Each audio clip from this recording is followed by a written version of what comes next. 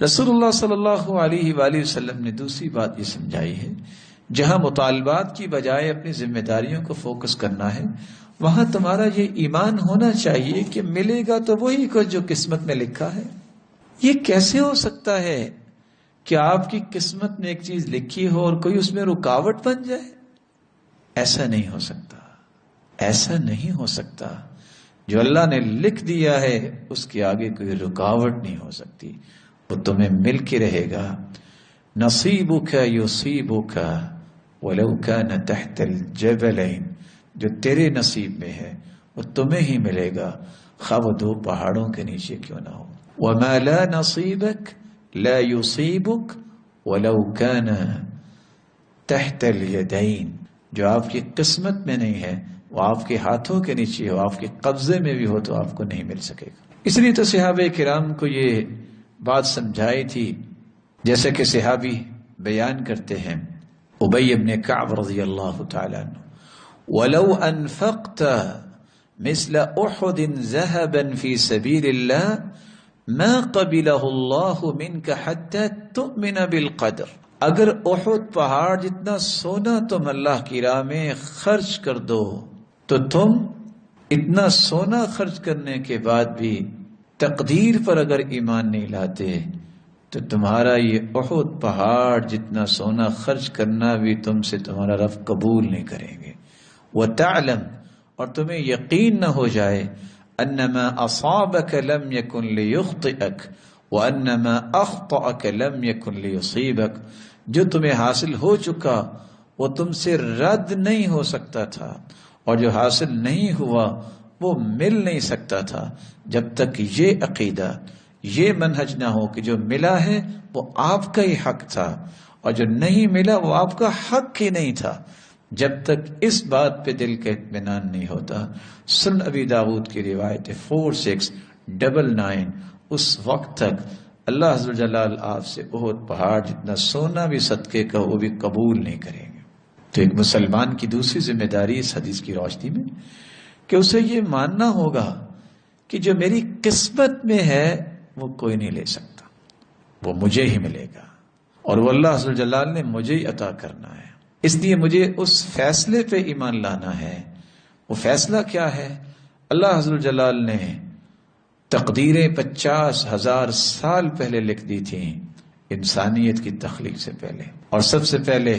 ان اول ما خلق اللہ القلم، اللہ نے قلم کو بنایا اور اس کو کہا کہ لکھو، اور ساری تقدیریں قیامت تک ہونے والے جو کام تھے وہ اللہ کے حکم سے قلم نے لکھ دیے تھے۔ یہ ہو کیسے سکتا ہے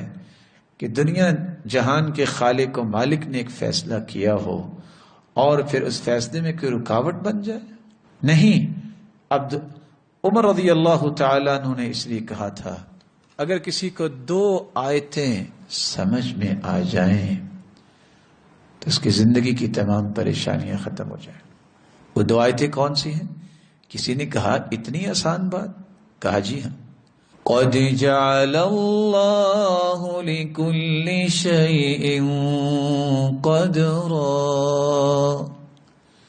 ہر چیز کا اللہ نے ایک وقت رکھا ہے، ہر چیز کا ایک اندازہ رکھا ہے، اس اندازے سے زیادہ نہیں ملے گا اور اس سے پہلے بھی نہیں ملے گا۔ ایک انسان جو ابھی چلنا نہیں سیکھتا، بچہ ہے، وہ کہے کہ میں عالمی دوڑ میں حصہ لے لوں، وہ کیسے لے سکتا ہے؟ ایک شخص کو ابجد الف با لکھنا نہیں آتا،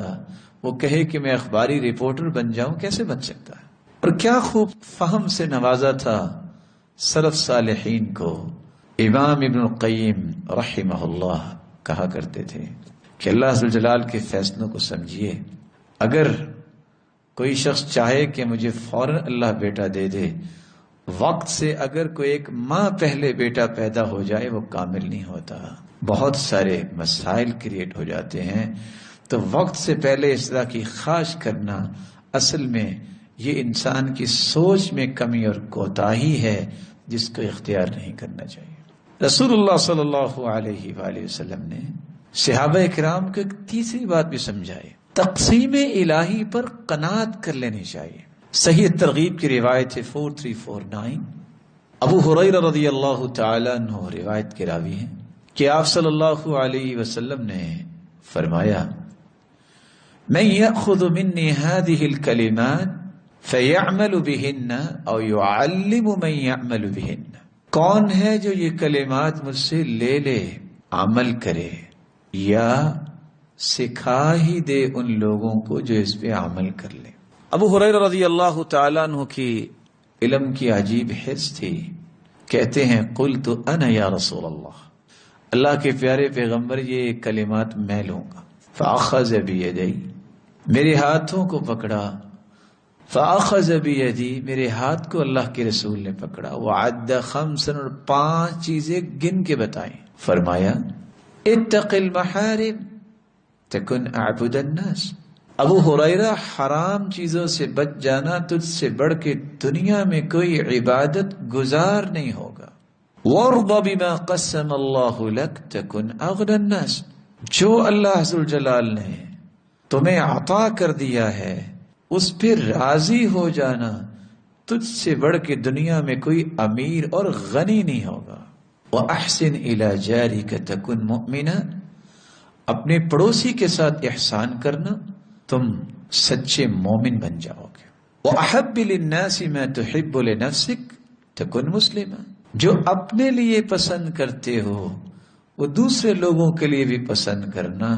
تم سچے مسلمان بن جاؤ گے۔ وَلَا تُكْثِرِ الضِّحْكَ فَإِنَّ كَثْرَةَ الضِّحْكِ تُمِيتُ الْقَلْبَ، تم کثرت سے کہکہا نہ لگانا، کیونکہ اس سے یہ کہکہا لگانا کثرت سے دل کو مردہ کر دیتا ہے۔ رسول اللہ صلی اللہ علیہ وآلہ وسلم نے کتنی عظیم بات کہہ دی، وَارْضَ بِمَا قَسَمَ اللَّهُ لَكَ تَكُنْ أَغْنَى النَّاسِ، اللہ کی تقسیم پر قناعت کرنا، راضی ہونا، یہ انسان کو دنیا جہان سے امیر بنا دیتا ہے۔ اس لیے تو علی بن ابی طالب رضی اللہ تعالی عنہ کہا کرتے تھے رضینا قسمت الجبار فینا لنا علم وللجہال مال فإن المال يفنى عن قریب وإن العلم باق لا يزال، ہم اللہ کی اس تقسیم پر راضی ہیں جو اللہ نے ہمارے بارے میں تقسیم کر دی ہے، ہمیں علم عطا کیا ہے اور جاہلوں کو مال عطا کیا ہے، بلا شبہ مال بہت جلد فنا ہو جائے گا اور علم باقی رہے گا، یہ فنا نہیں ہوگا بلکہ صدقہ جاریہ بن جائے گا۔ رسول اللہ صلی اللہ علیہ وآلہ وسلم کی اس نصیحت پر کہ ہمیں اللہ کی تقسیم پر راضی رہنا چاہیے، اس کے فیصلوں پر راضی رہنا چاہیے، سلف کہا کرتے تھے لذتی و راحتی فیما قدر علیہ، میری زندگی کی اصل لذت اور راحت اس بات میں ہے کہ جو میرے بارے میں میرے رب نے فیصلہ کیا ہے وہ بالکل ٹھیک کیا ہے۔ اللہ اس بات پہ شاہد ہے، میں یہ بات کہتے ہوئے بہت خوشی محسوس کروں گا کہ زندگی میں ایک مرتبہ تجربہ کر کے ضرور دیکھیے کہ آپ یہ کہہ کے دیکھیں میرے مالک میں اس لائق بھی نہیں تھا کہ مجھے یہ نعمت عطا کی جاتی، تو نے احسان کیا ہے، میں تو اس کے بھی لائق نہیں تھا، اور تو نے جو کچھ مجھے دیا ہے یہ تیری عنایت اور فضل و رحمت ہے، میری تو اس میں بھی کوئی کمال کی بات نہیں ہے۔ خوش ہو جائیے اللہ کے فیصلوں پر، میرا رب آپ کو ایسا خوش کرے گا آپ نے زندگی میں کبھی سوچا نہیں ہوگا۔ اور یہ